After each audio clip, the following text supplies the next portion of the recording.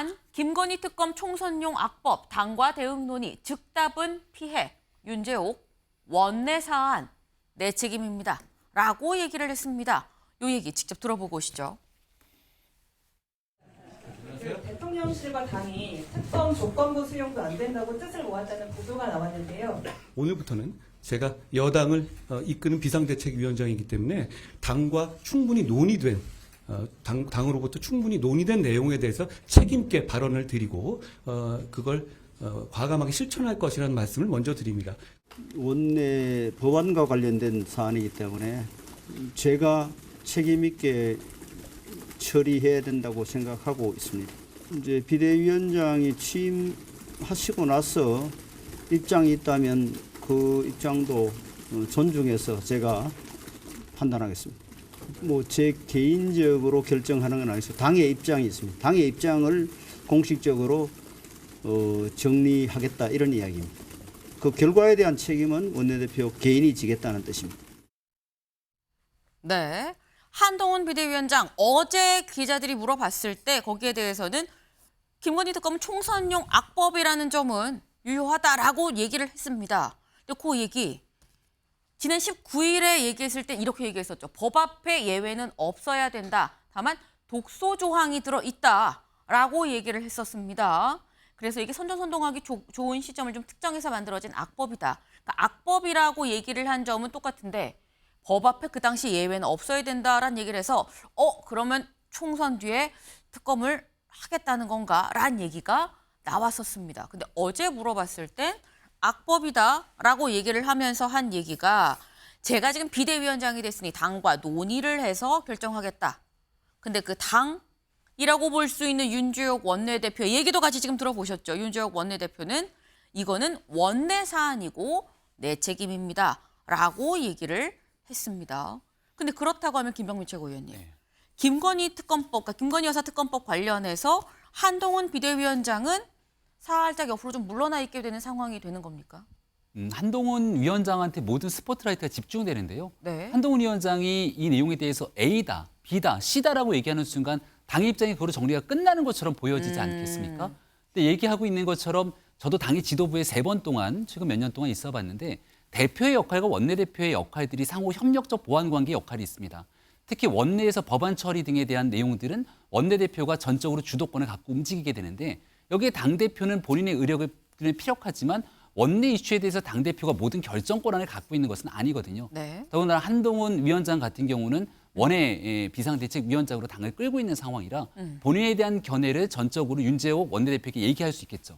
하지만 세상 사람들이 궁금해하는 건 한동훈 위원장이 왔을 때 당정관계라고 얘기하는 측면의 핵심 키인 김건희 특검법을 어떻게 정리하는가를 지켜보고 있었던 것 아닙니까? 네. 거기에 대해서 분명하게 입장을 정리했던 건 총선을 앞두고 있는 정치특검이다라고 하는 내용에는 국민의힘을 구성하고 있는 사람들 중에 이견이 거의 없을 거라고 봅니다. 문제는 이게 말 그대로 총선용 정쟁 특검이라면 대통령실 그리고 대통령 가족과 또 이를 향해서 보고 있는 국민들께서 건강한 뭔가의 견제 등에 대한 역할들을 주문했을 때 그동안 당은 이런 목소리를 아무도 내지 않았거든요.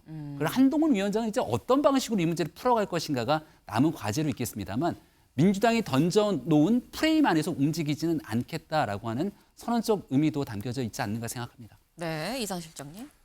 조금 전에 이제 그 마한평에서 네. 한동훈 비대위원장이 이제 큰 그림을 그린다.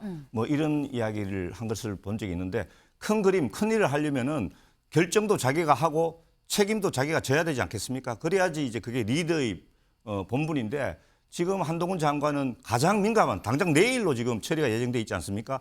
김건희 특법에 대해서 애매모호한 태도, 대통령은 대통령이고 당은 당이다. 우리는 우리 일을 하면 된다. 이런 식으로 이야기를 하고 있습니다. 거기다가 윤재옥 원내대표는 원내 일이기 때문에 자기가 알아서 하겠다. 이런 식으로 책임을 윤재옥 대표가 약간 떠넘기는 책임 회피. 아까도 제가 말씀드렸지만 책임 회피용의 그 어휘를 강하게 구사하고 있는데 이렇게 해서 한동훈 비대위원장이 정말로 큰 전쟁, 총선이라는 큰 일을 지휘하는 장군의 역할, 장수의 역할을 수행할 수 있겠는가 저는 굉장히 심각한 의문이 드는 것입니다. 이렇게 하면 안 되는 거 아니냐라 말씀하셨는데 사실 어제 한동훈 비대위원장이 수직적 당정관계, 수평적 당정관계 여기에 대해서 물은 기자들의 질문에 궁중 암투를 비유하면서 이런 얘기를 했습니다. 들어보고 오실까요? 대통령과 여당, 여당과 대통령, 여당과 정부는 헌법과 법률의 범위 내에서 각자 할 일을 하는, 국민을 위해서 할 일을 하는 그런 기관입니다. 각자 상호 협력하는 동반자 관계라고 하는 것이 옳겠습니다. 우리는 우리의 할 일을 하면 되는 것이고 대통령은 대통령의 할 일을 하면 되는 것입니다. 저는 그렇게 일하겠습니다. 저는 지금까지 공직생활을 하면서 공공선을 추구한다는 한 가지 기준을 생각하면서 살아왔고요. 그 과정에서 누구를 맹종한 적 없고 앞으로도 그럴 겁니다. 네. 이게 지금 뭐 당정 관계가 궁중 암투처럼 이런 식의 궁중 암투가 끼어들 자리가 없다라고 얘기를 했습니다. 그다음에 당정 관계는 누르고 막는 뭐 그런 관계가 아니다라고 지금 얘기를 한 것 같아요, 장 의원님. 지금 윤재욱 원내대표나 한동훈 비대위원장이 말씀하신 것은 저는 지극히 원론적인 말씀이라고 생각을 합니다. 그동안 원내사안, 뭐 예산이든 법안이든 이런 원내사안에 대해서 원내대표가 의사결정을 하는 과정을 보면 중진들과 상의를 하거나 최종적으로는 의원총회에서 의원들의 의견을 모아서 결정을 했고 의원총회 때마다 윤재욱 원내대표는 계속해서 이런 말씀을 해주셨습니다. 그러면 오늘 의견이 모아져서 나는 이렇게 가고자 한다. 여러분들께서 추인을 해달라. 네. 그러나 그 모든 책임은 내가 지겠다. 의원총회에서 늘 해오셨던 말씀입니다. 네. 그리고 어제도 그 말씀을 하시면서 그러나 당내 의견을 수렴하고 의견을 모아가는 과정들은 거치겠다. 그러나 그 결과에 대한 책임은 최종적으로 내가 진다는 의미다. 이렇게 네. 말씀하신 것이고 그리고 그동안 의원총회 외에도 당대표와 어떤 문제에 대해서 뭐 상의하거나 협의를 해왔었지만 그에 대한 최종적인 결정 그리고 책임 그것은 오롯이 원내대표에게 있다는 원론적인 말씀을 하신 것입니다. 네. 당연한 뭐 원론적인 얘기를 한 거 아니겠느냐라는 말씀을 하셨는데 근데 아까 저기 한동훈 의원 얘기한 걸 다시 좀 볼까요? 수직도 수평도 아니라 동반자적 관계다라고 지금 얘기를 했습니다. 그러면서 사극에 나올 법한 궁중암투는 이 관계에 끼어들 자리가 없다. 동반자적 관계다라는 요 얘기 이해식 의원님 어떻게 보십니까? 말씀은 그렇게 했는데 속으로는 동반자 관계가 되지 않고 있다라고 하는 거를 은유적으로 표현한 것처럼 보입니다. 반어법이다. 왜 그러냐 하면은 사실은 이제 한동훈 비대위원장 되기 전에는 네. 법 앞에 예배는 없다 이렇게 얘기를 하면서 어느 정도 여지를 뒀거든요. 그런데 뭐 윤석열 대통령이 대노했다라고 하는 보도가 있었고 그리고 또 고위당정 협의에서 완전히 못을 박았죠. 네. 절대 안 된다라고 하는 사인을 주게 됐고 또 그런 뒤에 한동훈 위원장이 취임을 하고 취임사를 저런 방식으로 하고 또 백브리핑도 저렇게 했다. 저는 그렇게 봅니다. 어느 정도는 윤석열 대통령과 협의를 하고 김건희 특검법의 처리 방안에 대해서 나름대로 조금 다른 각도의 어떤 해결책도 가지고 있었던 것으로 보이는데 그걸 그걸 좀 표현하자마자 그리고 조선일보가 아주 대문짝만하게 받았지 않습니까? 총선 뒤로 미루는 게 좋겠다 이런 방식으로. 그런데 그게 아주 이런 지하에 꺾였죠. 그게 저는 이런 어떤 그 수직적 당정 관계에 있는 국민의힘의 어떤 현 주소를 보여주는 게 아닌가 이런 생각이 듭니다. 네.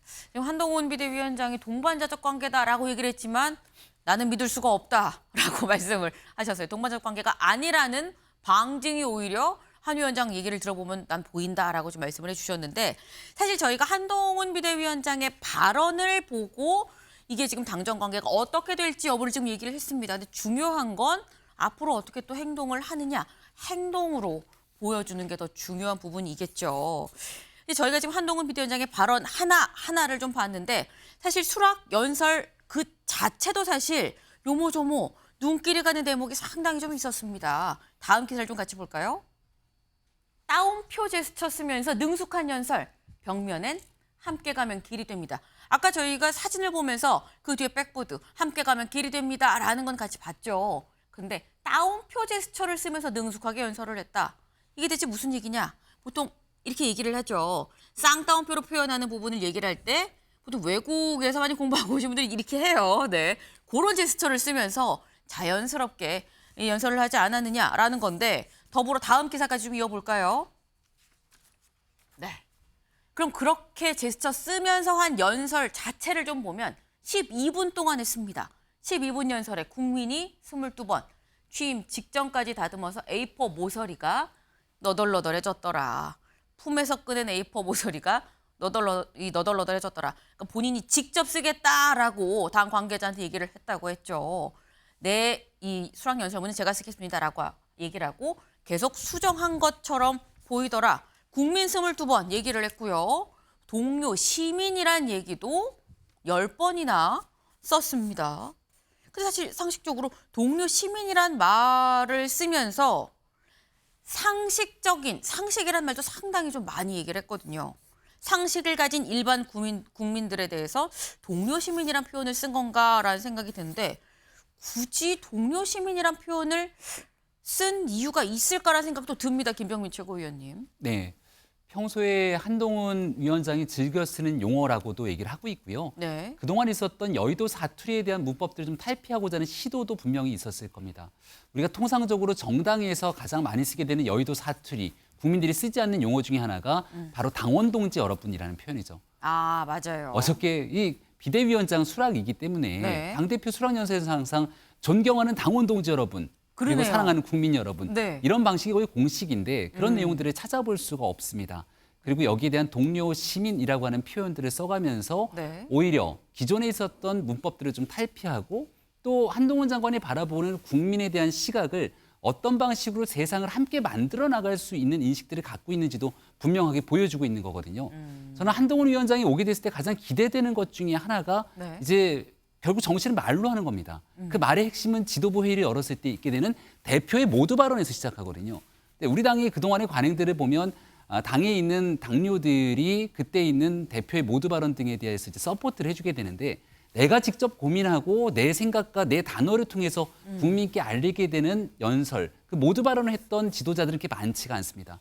한동훈 위원장이 써내려갔던 어제의 수락 연설물들을 보게 되면 네. 굉장히 많은 고심들, 또 표현 하나하나에서 과거에 있었던 명연설문의 원고들을 일부 차용하게 되는 비유, 뭐 이런 부분들을 고민해 봤을 때 앞으로 비대위원장으로 있게 되는 일주일에 2번 정도 있는 모두 발언 속에서도 본인이 갖고 있는 시대 정신과 생각들을 국민께 울림 있게 전달하게 된다면 그것만으로도 정치권에서 이슈를 끌어당기는 힘이 생긴다라는 생각이 듭니다.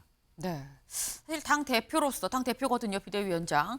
이 직접 본인이 쓴 이 모두 발언 내용으로 메시지를 전달할 수 있다면 큰 울림이 있을 수 있다라 말씀하셨는데